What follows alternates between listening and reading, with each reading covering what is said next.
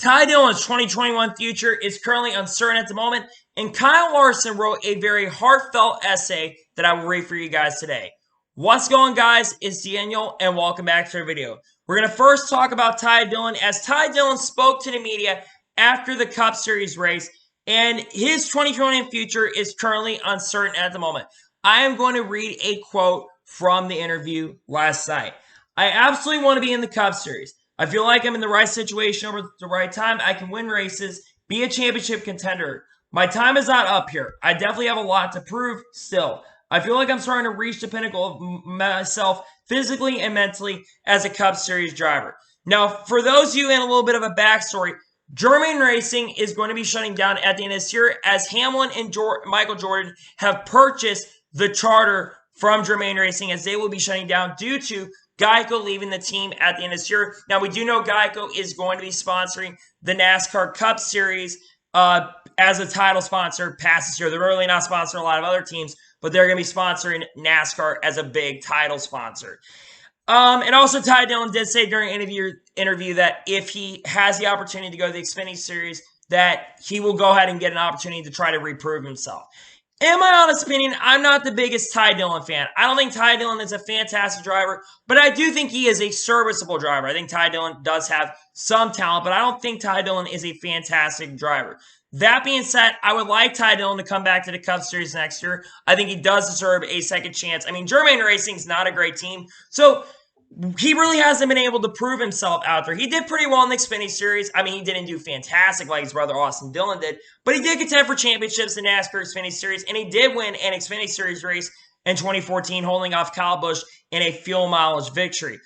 I think Ty Dillon does have a lot of possibilities to rebound in his career, and I think that Ty Dillon could do a lot of things in the NASCAR Cup Series still. I mean, like I said, if he wants to go back to the Xfinity Series to prove himself, he would be able to do it. I think that he definitely could have an opportunity to do it. But in my honest opinion, where do I see Ty Dillon showing up next year? I think he's either going to go to the track horse racing team, back to the Xfinity Series to drive maybe for the Colleague organization, or drive for RCRs. They might go full-time again next year, or they will go to a third Cup Series car at Rich Childress Racing, because he is the grandson of Richard Childress, and there's a very big possibility that Ty Dillon could end up there. I am hoping for the best for Ty Dillon, because in all honesty, I think he definitely deserves to stay in the Cup Series. I think he's done enough. He hasn't done fantastic, but I think Ty Dillon is very capable of doing that, and I think he has a good opportunity to continue his NASCAR Cup Series career. And now we get into the other story of this episode. Kyle Larson released a really powerful and incredible essay that I'm going to read for you guys today here on this episode. So I'm going to read it to you guys right now. Kyle Larson, my lessons learned. Back in June, 2 days before the NASCAR doubleheader weekend at Pocono Raceway, I found myself less than 100 miles away in a classroom in Philadelphia. Although the track was a short drive north of I-476, I wouldn't be going in that direction. It might as well have been on the moon. 10 weeks earlier, I had said the N-word on a public channel before an esports race. In an instant, my career was shattered. I was rightly suspended by NASCAR and fired from my job with the top-tier team. I jeopardized the livelihoods of the crew members and had poured their careers into building me fast race cars. My fans were upset. In an instant, I turned a lot of lives upside down and destroyed my own reputation. Anyone who has had massively let people down knows what the worst part of all this is. As I sat in that classroom less than 2 hours from my previous comfortable life, I looked across at a group of people who had once supported me and were now completely and totally disappointed. I was at the Urban Youth Racing School, which exposed kids, many of whom are black, to opportunities in motorsports. I had visited the school a few times in the past, spoken with students, hosted them at the track, and attended a few of their end-of-year awards ceremonies. I love their work and stayed in contact. I was running a sprint car, the only type of racing I've been able to do down the road in Harrisburg. So I made the 3-hour drive to Philly to reconnect with the owners, Anthony and Michelle Martin, and one of their students, Yeaser. I don't know how you say it. Last October, Yeaser celebrated with me and my team in Victory Lane when I won the NASCAR race at Dover. He was one of the many people I'd heard, and he wanted to know why this happened. So did his mom. And they just didn't want to hear from me over the phone or in a Zoom call. It needed to be face-to-face. I was honest with them. We talked about difficult subjects for more than 2 hours, and I spent a lot of time listening. Michelle educated me on the journey of black people in America and the ugly history of racism and derogatory slurs. I offer my apology to Yeister, his mom, and the Martins for the pain I caused. Instead of the anger I expected, what I got in return was sympathy. I'll tell you what I told them. On the night of Sunday, April 12, 2020, when the sports world was stopped because of the pandemic, I said the N word over a microphone for an online race. Did I know the whole world could hear me in that moment? No, I did not. I thought it was a private channel. So when I tell people that I wasn't in the habit of saying the word and they roll their eyes in response, I don't blame them. I get it. Auto racing is my passion.